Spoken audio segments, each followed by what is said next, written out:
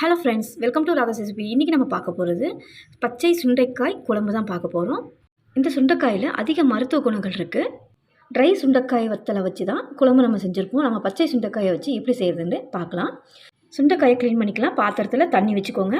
சுண்டைக்காயை உள்ளே இருக்கிற விதைகளை எடுக்கணும். நீங்கள் அப்படியே செய்யக்கூடாது, கசப்பு தன்மையாக இருக்கும். இந்த மாதிரி உடச்சி எடுத்திங்கன்னா உள்ளே இருக்கிற விதைகள் இந்த தண்ணியில் சேர்க்கும் போது அது தனியாக பிரிஞ்சு வந்துடும். கையால் நசுக்கி க்ளீன் பண்ண கொஞ்சம் கஷ்டமாக இருக்கும். நீங்கள் உரலுடைய உலக்க இல்லை வெயிட்டான ஏதாவது ஒரு பொருள் இருந்ததுன்னா அதை எடுத்து இந்த மாதிரி நசுக்கி எடுத்தீங்க அப்படின்னா விதைகள் ஈஸியாக வந்துடும் வெளியில். இந்த மாதிரி எல்லா சுண்டைக்காய்களையும் நல்லா நசுக்கிட்டு இந்த தண்ணியில் சேர்த்துருங்க. தண்ணியில் சேர்க்காமல் வெளியில் வச்சிங்கன்னா கருப்பாயிடும். இப்போ எல்லா சுண்டைக்காய்களையும் நல்லா நசுக்கி எடுத்துகிட்டேன். இதை நல்லா கையால் பிசைஞ்சு விட்டு ஒரு 4 தண்ணி சேர்த்து நல்லா இதை வாஷ் பண்ணி எடுத்திங்கன்னா விதைகள் க்ளீன் ஆகிட்டு வந்துடும். இப்போ நல்லா க்ளீன் பண்ணி வச்சுருக்கேன். இப்போ இதெல்லாம் தண்ணியை சேர்த்து வச்சுருவோம். நம்ம இதை குழம்புல சேர்க்குற வரைக்கும் தண்ணியில் தான் இருக்கணும். இப்போ இது இருக்கட்டும். ஒரு மண் சட்டியில் 4 ஸ்பூன் நல்லெண்ணெய் சேர்த்துருக்கேன். நல்லெண்ணெய் சூடானதும் 1/2 ஸ்பூன் கடுகு, 1/4 ஸ்பூன் வெந்தயம், 1/4 ஸ்பூன் சீரகம், ஒரு இனுக்கு கருவேப்பிலை, இது கூட 2 பெரிய சைஸ் வெங்காயம் நீட்ட வாக்கிலும் இல்லாமல் பொடியாகவும் இல்லாமல் இந்த மாதிரி நடுத்தரமாக வெட்டி எடுத்துக்கோங்க. அடுத்ததாக ஒரு 6 சின்ன வெங்காயத்தை மிக்ஸி ஜாரில் பேஸ்ட் பண்ணி எடுத்துருக்கேன். இந்த மாதிரி சேர்த்திங்கன்னா குழம்பு டேஸ்ட் கொடுக்கும். ஹோட்டலில் கிடைக்கக்கூடிய அந்த டேஸ்ட் அப்படியே இருக்கும் வெங்காயம் இந்த மாதிரி சேர்த்திங்கன்னா. இப்போ இது கூட 4 பல்லு பூண்டு 1 பாதியமாக நசுக்கினதாக சேர்த்து 30% மட்டுமே இந்த வெங்காயத்தையும் பூண்டையும் வதக்கி எடுத்துக்கோங்க. அப்போ தான் நல்லா அந்த வத்த குழம்போட டேஸ்ட் அப்படியே இருக்கும். வெங்காயம் வதங்கி வந்திருக்கு. இப்போ இதில் தக்காளி சேர்க்க போகிறோம். புளிப்புத்தன்மை ரொம்பவும் இருக்கக்கூடாது. தக்காளி ஒரே ஒரு தக்காளி நான் அரைச்சி சேர்த்துருக்கேன். நீங்கள் கட் பண்ணி கூட சேர்க்கலாம். இப்போ இந்த தக்காளியை ஓரளவுக்கு வதக்கி எடுத்துக்கலாம். கொஞ்சமாக உப்பு சேர்த்து நல்லா இதை வதக்கி எடுத்துக்கிறேன்.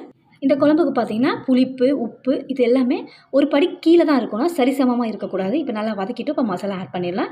1/2 ஸ்பூன் சில்லி பவுடர், 1 ஸ்பூன் தனியா பவுடர், ஒரு 1/2 ஸ்பூன் மஞ்சள் பொடி இதெல்லாம் சேர்த்து நல்லா பச்சை வாசனை இல்லாமல் ஒரு 2 நிமிஷத்துக்கு நல்லா இதை வதக்கி விட்டுக்கோங்க. 2 நிமிஷத்துக்கு பச்சை வாசனை இல்லாமல் நல்லா வதக்கியாச்சு. இப்போ இதில் சுண்டைக்காயை ஆட் பண்ணிடலாம். இந்த சுண்டைக்காயை வாரத்துக்கு 2 முறையாவது ஏதாவது ஒரு வகையில் எடுத்துக்கோங்க. ரொம்பவே ஆரோக்கியமானது. வயிற்றுப்புண், வாய்ப்புண், பல் சொத்தை வராது, அதிக பசி எடுக்கும். ஜீரண சக்தி உள்ள இந்த சுண்டைக்காயை நீங்கள் கண்டிப்பாக எடுத்துக்கோங்க. இப்போ நல்லா வதக்கிட்டோம். ஒரு 5 நிமிஷம் இதை மூடி விட்டு அப்படியே விட்டுறலாம். நல்லா வதங்கி வரட்டும். 5 நிமிஷம் நல்லா வதக்கியிருக்கோம். இப்போ இதில் புளி சேர்க்கலாம். கொஞ்சமாக ஒரு சின்ன நெல்லிக்காய் சைஸ் அளவுக்கு மட்டும் புளியை கரைச்சி எடுத்துக்கோங்க. ரொம்ப புளிப்பு தன்மை வேண்டாம். நம்ம தக்காளியும் கொஞ்சமாக தான் சேர்த்துருக்கோம், புளியும் கொஞ்சமாக தான் சேர்க்கணும். இப்போ இதை நல்லா கலந்து விட்டுட்டு தேவையான அளவுக்கு தண்ணி சேர்த்துக்கோங்க. ரொம்ப தண்ணி வேண்டாம். குழம்பு கொஞ்சம் திக்கான கன்சிஸ்டன்சிக்கு இந்த குழம்பு இருந்தால் சரியாக இருக்கும். இப்போ தேவையான அளவுக்கு கொஞ்சமாக உப்பு போட்டு ஒரு 5 நிமிஷம் நல்லா கொதித்து வரட்டும். இது கொதித்து வரதுக்குள்ளே தேங்காயை அரைச்சிடலாம். நான் 4 தேங்காயை நல்லா ஃபைன் பேஸ்ட்டாக அரைச்சி எடுத்துட்டேன். கொஞ்சமாக தண்ணி சேர்த்து இந்த கன்சிஸ்டன்சியில் கரைச்சி எடுத்துக்கேன் பாருங்கள். இப்போ 5 நிமிஷம் நல்லா கொதிச்சிருக்கு. தேங்காய் விழுது விருப்பப்படாதவங்க இந்த சுண்டைக்காய் குழம்பு இப்படியே ட்ரை பண்ணலாம். ரொம்பவே சூப்பராக இருக்கும். ஆனால் நம்ம இன்றைக்கி தேங்காய் விழுது சேர்த்து செய்கிறோம். ஏன் அப்படின்னா ஹோட்டலில் கிடைக்கக்கூடிய இந்த ட்ரை சுண்டைக்காய் வத்த குழம்பு இருக்கும் பார்த்திங்களா, அந்த டேஸ்ட்டில் இது அப்படியே இருக்கும். நான் சும்மா சொல்லலை, நீங்கள் கண்டிப்பாக அதை செஞ்சு பார்த்துட்டு எனக்கு கமெண்ட் பண்ணுங்கள். அப்படியே அந்த டேஸ்ட்டில் அப்படியே கிடைக்கும். இப்போ 5 நிமிஷம் நல்லா கொதிக்க விட்டு இறக்கிடலாம். தேங்காய் விழுது சேர்த்து ரொம்ப நேரம் கொதிக்க வேண்டாம். அவ்வளோதான் ஃப்ரெண்ட்ஸ், ரெடி ஆகிடுச்சு.